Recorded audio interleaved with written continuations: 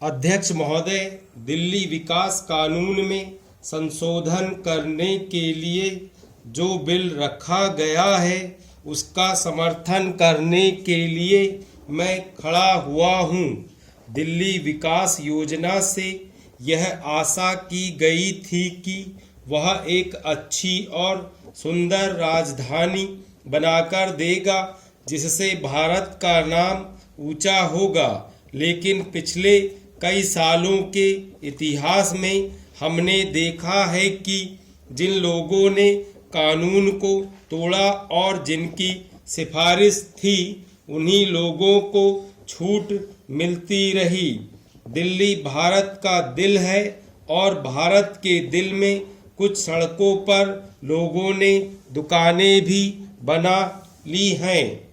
जामा मस्जिद जो एक बहुत बड़ा धार्मिक स्थान है, उसके चारों तरफ जो घेराव किया गया वह किसी दूसरे धर्म के लोगों ने नहीं किया बल्कि इस्लाम धर्म के मानने वालों ने किया।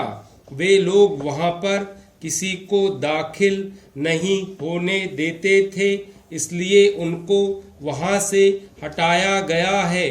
मैं चाहता हूं कि सबसे पहले उन लोगों को स्थान दिया जाए जिनकी जमीन ली गई है, जिनका पैसा छीना गया है। उन लोगों को स्थान दिया जाए जिन लोगों ने देश की आज़ादी के लिए कुर्बानी दी। उन लोगों के हितों की रक्षा की जानी चाहिए और उनको सस्ते दामों पर मकान और ज़मीन दी जानी चाहिए। ऐसा नहीं होना चाहिए कि आप उन लोगों से 100 रुपए के हिसाब से ज़मीन लें और फिर उनको 200 रुपए के हिसाब से दें। यह उनके साथ बहुत बड़ा अन्याय होगा। मैं यह जानता हूं कि यहाँ दिल्ली में बहुत से लोग पटरियों पर सोते हैं।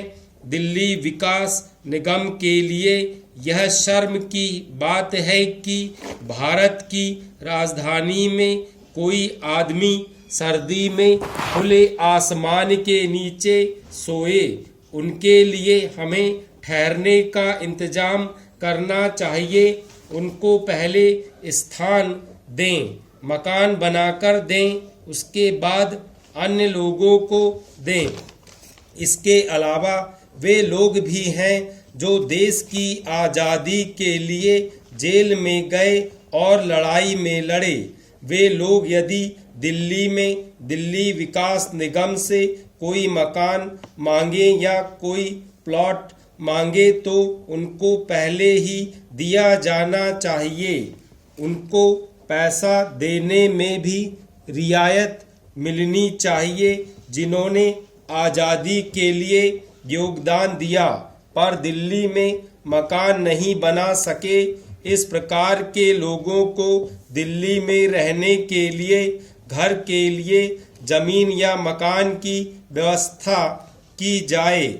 मैं मंत्री महोदय से कहना चाहता हूं कि संसद सदस्य जब अवकाश लेते हैं तथा जिनके पास दिल्ली में अपना मकान नहीं है, दिल्ली विकास निगम द्वारा उनके मकान या जमीन दी जानी चाहिए। सभापति जी, इसमें संदेह नहीं है कि दिल्ली विकास निगम ने जनता के लिए कम आय वाला तथा सभी लोगों के लिए घर और मकान बनाए हैं, परंतु वे आवश्यकता से काफ़ी कम हैं और उनकी कीमत भी इतनी अधिक रखी गई है कि वे लोगों की पहुंच से बिल्कुल ही बाहर हैं। सभापति महोदय, मैं आज इस वित्त विधेयक का समर्थन करने के लिए खड़ा हुआ हूं। माननीय वित्त मंत्री जी ने सदन के सामने जो विधेयक प्रस्तुत किया है, मैं उसका समर्थन करता हूं और उस पर अपने विचार सदन के सामने रखना चाहता हूं। हमारे दल की ओर से और विरोधी दल की ओर से इस विधेयक के बारे में बहुत सी बातें कही गई हैं। मैं उन बातों को ध्यान से सुना है और उन पर गौर किया है। जहां तक देश की अर्थव्यवस्था को सुधारने का प्रश्न है, मैं समझता हूं कि काफी मात्रा में इस विधेयक के द्वारा यह प्रयास किया गया है। माननीय वित्त मंत्री जी ने बहुत सोच समझकर इस बिल को प्रस्तुत किया है और देश की अर्थव्यवस्था को सुधारने के लिए जो भी संभव हो सका है वह उन्होंने करने का प्रयास किया है। अपने सीमित साधनों को देखते हुए यह प्रयास सराहनीय है, जिसका मैं हार्दिक समर्थन करता हूं। महोदय, पूर्वी उत्तर प्रदेश के लिए मैं एक बात आपके द्वारा माननीय वित्त मंत्री जी से निवेदन करना चाहता हूं, और वह यह है कि वहां के ज़्यादातर लोग खेती करने वाले हैं, खेतीहर मजदूर हैं। वहां पर कोई बड़ा उद्योग भी नहीं है। जो छोटे मोटे उद्योग वहां पर चल रहे हैं, उनसे वहां की समस्या हल होने वाली नहीं है।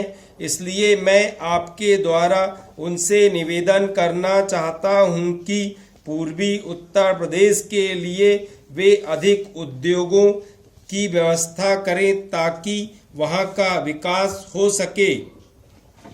इसके साथ ही साथ मैं यह भी निवेदन करना चाहता हूं कि पूर्वी उत्तर प्रदेश के इलाके में गंडक योजना केंद्रीय सरकार द्वारा चलाई जा रही है। अगर उसमें बिजली पैदा करने की योजना जल्दी से जल्दी तैयार हो जाए तो वहां पर ज़्यादा से ज़्यादा उद्योग लगेंगे और वहां का विकास होगा। श्रीमान, उत्तर प्रदेश में चीनी की मिलें बहुत अंधाधुंध तरीके से बनाई गई हैं। वहाँ का किसान गन्ना भी पैदा करता है और उस गन्ने को ले जाकर वह चीनी मिलों को दे देता है। लेकिन यह खेद की बात है कि जितनी मेहनत करके किसान गन्ना पैदा करता है, उसका एक तो उसको उचित दाम नहीं मिलता है। यदि वह गन्ने को खेत में ही पड़ा रहने देता है तो उसकी दूसरी फसल मारी जाती है, तब वह गन्ना उसे बहुत महंगा पड़ता है, जिसका दाम उसे नहीं मिल पाता है। इसके साथ ही साथ उसको साल साल भर तक गन्ने का भुगतान नहीं किया जाता है। इसलिए वहाँ पर सरकारी मिलें बनाई जाए तो वहाँ के गन्ना बोने वाले किसानों को लाभ मिलेगा। महोदय, एक बात मैं सोने पर जो सरकार ने नियंत्रण किया है उसके बारे में भी कहना चाहता हूँ। मेरे ख्याल में यह निर्णय जो सरकार ने किया है व्यवहारिक नहीं है। जो सुनार है उनके पुनर्वास के लिए हम तरह तरह के काम कर रहे हैं, लेकिन सोने की तस्करी भारी मात्रा में हो रही है।